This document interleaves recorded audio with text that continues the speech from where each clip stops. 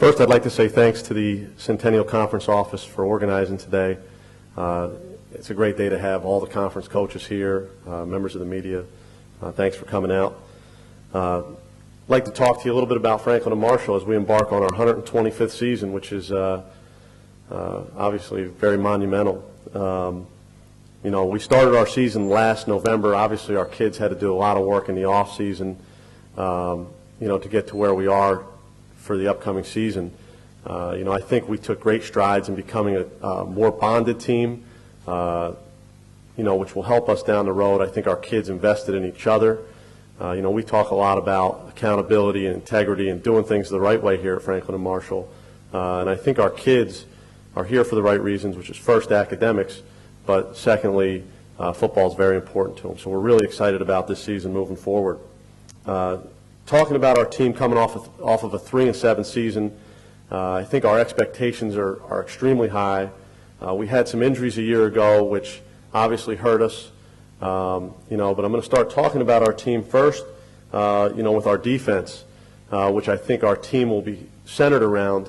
We return 10 starters, 9 from a year ago, and then Sam Massaro, who did not play for us a year ago, he broke his ankle in week 1, will be returning as a captain and a 2-time all-conference player. Up front, I think our front 7, I think we return a tremendous group. The front led by C.T. Marsh, Kenny Provost, both all-conference kids a year ago. C.T. Marsh is on the verge of setting the Centennial Conference sack record for a career. He's had an outstanding career here. He plays with a very high motor. There's not a kid in our program who will outwork him, and we're excited to get him back. Kenny Provost is a 6'2", 280-pound nose guard who hopefully can control the line of scrimmage. He plays relentless football, sideline to sideline. We think he's a clear difference maker. And then up front, they're joined by a group that has a little bit of depth. Jordan Studevin, John Gandolfo, who's an outstanding football player. Leo Chubinishvili, backup nose. And I'm sure I'm forgetting other guys, but for once, our front has some depth where we don't have to play with just 3 or 4 guys. There's 5 or 6 guys and a good group of freshmen coming in that can help us in the front. At the second level, obviously returning Sam Massaro is a huge advantage for us. We think he's a clear difference maker and one of the best linebackers in the league, and he's proved it since his freshman year. So we're excited to have him back for this year and next. And then Brendan Wangerter, who transferred from Lafayette and started for us last year and had an outstanding year, returns as well. And we'll have some depth at the inside spot as well with Nick Barbieri, who started for us the last 2 years, and then Ryan Young, who was a freshman last year, who we think will get in the mix this year and be able to play for us. He did an outstanding job on special teams. And then at the outside linebacker spot, Mike Shin.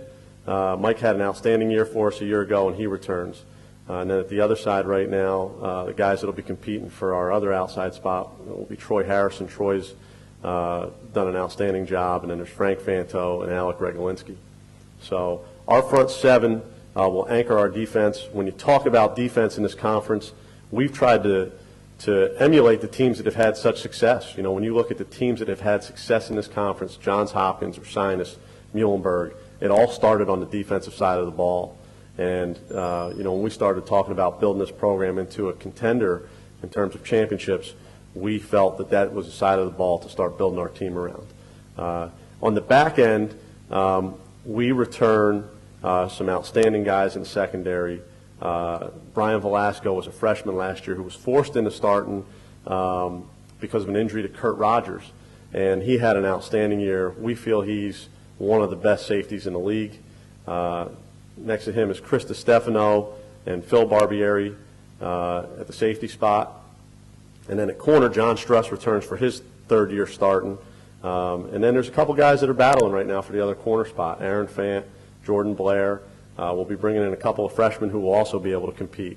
So with returning depth on that side of the ball, we're going to try and be a football team that doesn't put that group in a bad position and make teams have to drive it 80 yards on us. Offensively, The big question marks for us right now, we lose a 4-year starter in John Harrison at quarterback, and there's a lot of questions of what we're going to do. E.J. Schneider played for us some last year. E.J. right now is the favorite to win the job. He's got incredible arm strength. He's a good athlete. We're very confident. I think everybody's really excited to see what E.J. can do stepping into a full-time role. And there'll be a lot of pressure on him. And he's the type of kid who's a great leader. He commands respect in the huddle, and we're looking forward to watching him.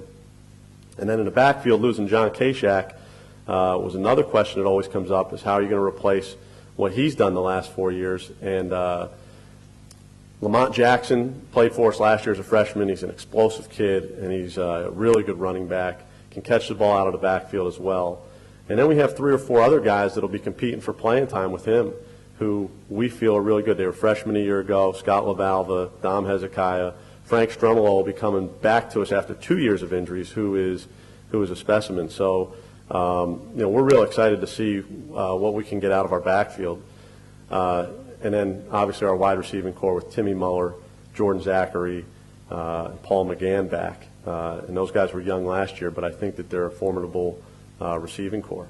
So, with that, that's what we have coming back. We're real excited to get the season going. Like I said, I think there's a lot of high expectation here at Franklin and Marshall. So with that, if you have any questions, I'll take any questions now.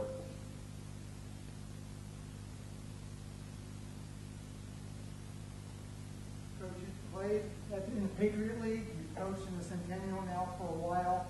What do you say to kids who are looking for this type of football experience? The question was, what do we say to kids who are looking for this type of football experience? First, we talk to kids about, you're coming to Franklin and Marshall or any of the other schools in this conference for academics first. But football is very important here. I mean, our kids put in as much time as anybody in the country. We get a chance to win our conference and go and compete at the national level.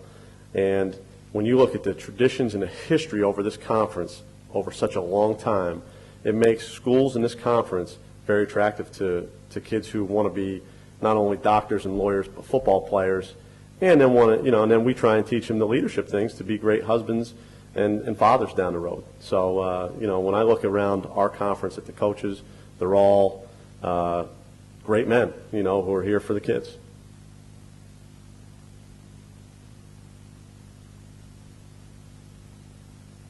Appreciate your time. Thank you very much.